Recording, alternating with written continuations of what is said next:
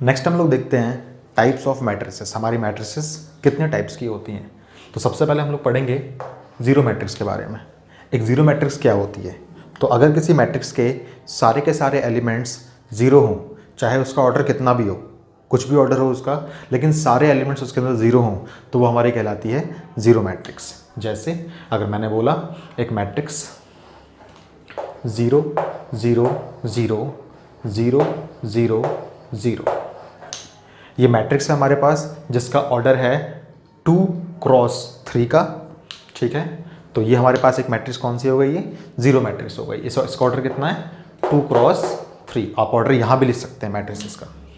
ठीक है, या फिर आपने बोल दिया 0 0 0 एंड 0 0 0, तो ये भी हमारे पास क्या है, एक जीरो मैट्रिक्स है। इसका ऑर्डर कितना है, वैसे 3 रोज हैं यहाँ पे और 2 कॉलम्स हैं, 3 क्रॉस 2।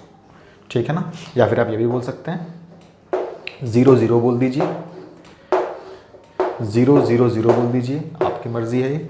इस मैट्रिक्स का ऑर्डर कितना है, तो यहाँ पे सिर्फ एक रो है लेकिन 2 कॉलम्स हैं, तो 1 क्रॉस 2 है इसका ऑर्डर। और यहाँ पे हमारे पास 3 रोज हैं लेकिन कॉलम कितना है, कॉलम सिर्फ एक ही है, तो 3 क्रॉस 1।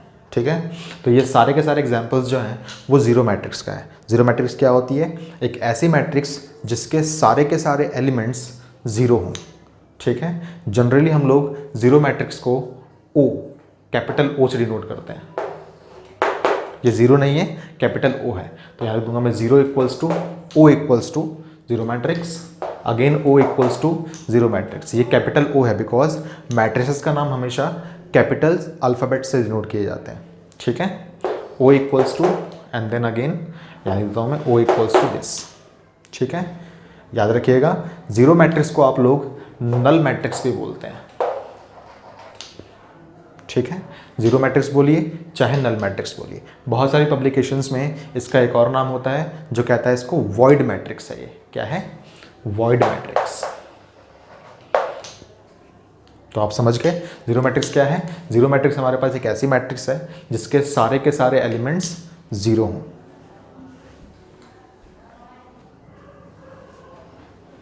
नेक्स्ट है हमारे पास रो मैट्रिक्स।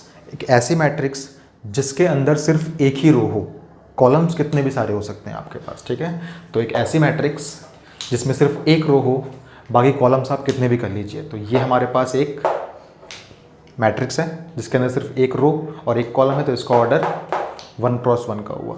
एक और हमारे पास मैट्रिक्स लेते हैं हम लोग, let's say B equals to 1 2 3। ये भी हमारे पास एक मैट्रिक्स है जिसके अंदर एक रो है लेकिन 3 कॉलम्स हैं। Matrix C is equals to let's say 5 7 2 9। हमारे पास यहाँ पे एक रो है और कितने कॉलम्स हैं, यहाँ पे कॉलम्स हमारे पास यहाँ पे 4। तो ये हमारे पास एग्जांपल्स है किसके, रो मैट्रिक्स के। रो मैट्रिक्स क्या होती है, एक ऐसी मैट्रिक्स जिसके अंदर सिर्फ एक रो हो और बाकी कितने भी कॉलम्स हो सकते हैं आपके पास। ठीक है, अभी मैं ये सब कुछ फिनिश कराने के बाद आपको इनकी मैथमेटिकल रिप्रेजेंटेशन भी बताऊंगा, कैसे आप इसको मैथमेटिकली रिप्रेजेंट कर सकते हैं। ठीक है, अभी आप सिर्फ इनके एग्जांपल्स को समझिए। तो रो मैट्रिक्स क्या होती है, इसके अंदर सिर्फ हमारे पास एक ही रो हो। इसी के साथ अगर मैं बात करूँ कॉलम मैट्रिक्स की, तो कॉलम मैट्रिक्स क्या होगी। कॉलम मैट्रिक्स हमारे पास एक ऐसी मैट्रिक्स होगी जिसके अंदर सिर्फ एक ही कॉलम हो, बाकी रोज़ कितनी भी हो सकती हैं हमारे पास। जैसे फॉर एग्जांपल मैं बोल दूँ यहाँ पे D इज इक्वल्स टू 1 2 3। तो आप देख सकते हैं यहाँ पे हमारे पास सिर्फ एक ही कॉलम है लेकिन रोज़ यहाँ पे 3 है, तो इसका ऑर्डर कितना है, इसका ऑर्डर है 3 क्रॉस 1 बिकॉज यहाँ पे 3 रोज़ हैं और एक कॉलम है। और बात करें हम लोग तो E इज इक्वल्स टू हम कह सकते हैं 5 2 9 7 6। यहाँ पे हमारे पास 1 2 3 4 5 रोज़ हैं लेकिन कॉलम एक ही है हमेशा। ठीक है, तो ये हमारे पास एग्जांपल किसका हुआ, कॉलम मैट्रिक्स का। इसके आप लोग प्लीज़ नोट्स बना लीजिए अपनी कॉपी में। आगे मूव ऑन करने से पहले हम लोग इनकी मैथमेटिकल रिप्रेजेंटेशन देख लेते हैं, कैसे हम लोग इसको मैथमेटिकली रिप्रेजेंट करते हैं इन सारी मैट्रिसेस को। तो आपको वो वाली चीज़ याद होगी जब मैंने आपके लिए एक m/n मैट्रिक्स को डिज़ाइन किया था और मैंने सारे के सारे एलिमेंट्स के नीचे उनकी इंडेक्सेस को भी लिखा था। ठीक है, तो फटाफट हम देखते हैं। जब आपके पास एक मैट्रिक्स जीरो मैट्रिक्स है तो क्या मतलब क्या है इसका? जब कभी याद रखिएगा एक और चीज़, जब कभी भी आप किसी मैट्रिक्स को रिप्रेजेंट करते हैं ए एम एन से, तो उसको आप लोग शॉर्ट फॉर्म में बोल सकते हैं ऐसे भी, ए आई जे। यानी कि आई जे में आप वैल्यूज़ को पुट करते रहिए और इसके रेस्पेक्टिव एलिमेंट्स को आप निकालते रहिए किसी एक रूल से, किसी एक डेफिनेशन से। वो डेफिनेशन आप लोगों को दे रखी होगी आपके क्वेश्चन के अंदर, ठीक है। तो ये बता भी देगा, आप मान लीजिए इसका ऑर्डर m क्रॉस n का है, तो हमारे जो रोज़ होंगे इसके अंदर वो m होंगे। यानी कि जो हमारी ये वाली लोकेशन है, ये शुरुआत होगी 1 से और कहाँ तक जा सकती है? ये जा सकती है हमारी m तक जा सकती है। तो हम इसको बोल सकते हैं जो हमारा i है वो हमेशा 1 से बड़ा होगा और m से छोटा होगा।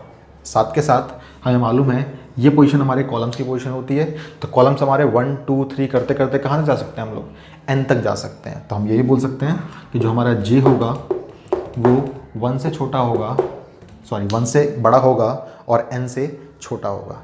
इसी का रूल का हम लोग इस्तेमाल करके किसी भी मैट्रिक्स के ऑर्डर को यहाँ लिख सकते हैं और उनके एलिमेंट्स को डिराइव कर सकते हैं यूजिंग सम डेफिनेशन जो आपको क्वेश्चन में दे रखी होगी, ठीक है।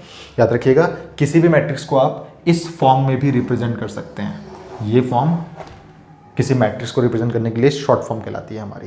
याद रखिएगा एक और चीज़, ए आई जे का कोई डेफिनेशन होगा जो ये फॉलो कर रहा होगा, उसमें आप आई और जे की वैल्यूज़ को पुट करते रहेंगे और आपका वो एलिमेंट आपके पास डिराइव होके आ जाएगा, ठीक है।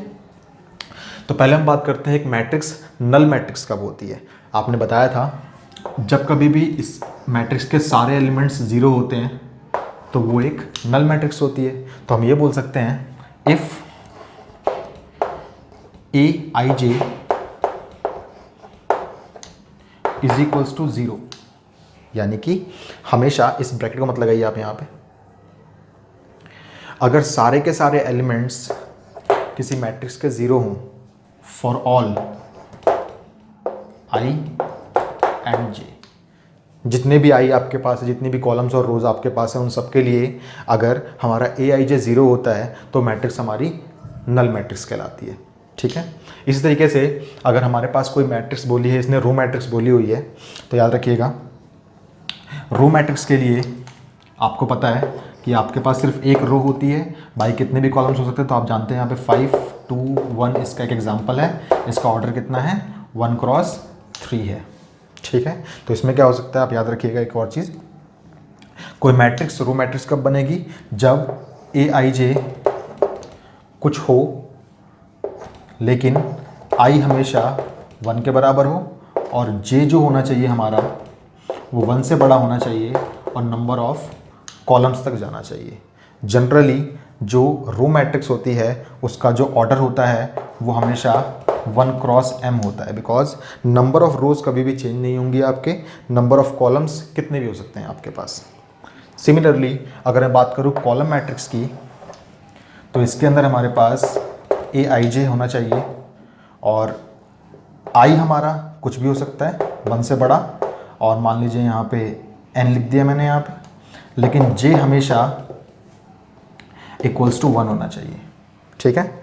इसी हिसाब से अगर हम बात करें तो इसका ऑर्डर कितना होगा कॉलम मैट्रिक्स का? हमारे कॉलम मैट्रिक्स का हमारा जो ऑर्डर होगा वो होगा n क्रॉस 1, बिकॉज कितने भी रोज हमारे पास हो सकती हैं, बस कॉलम हमारे पास सिर्फ एक होना चाहिए। इस चीज़ को प्लीज़ आप लोग नोट डाउन कर लें।